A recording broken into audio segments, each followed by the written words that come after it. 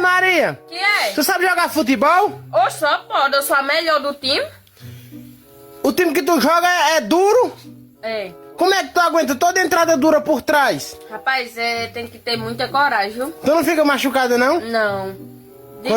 Quando tu leva aquelas entradas duras por trás, A gente fica toda dolorida. fica toda dolorida? É porque é muito forte, sabe? Aí quando tu vai chutar no gol, tu olha pro primeiro ou pro segundo pau?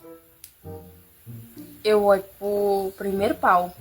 Primeiro pau? Primeiro. Vai ser de qual lado? O pau é de frente. É por a frente, é? É. Aí no outro dia tu tá toda doída por as entradas duras por trás. É. E como é que tu aguenta dormir? Rapaz, é na base do gel. Do gel? É. Aí tu demora muito pra dormir, leva um pedacinho ou um pedaço grande pra poder dormir? Eu levo um pedaço grande pra dormir. Eu não acredito que tá tirando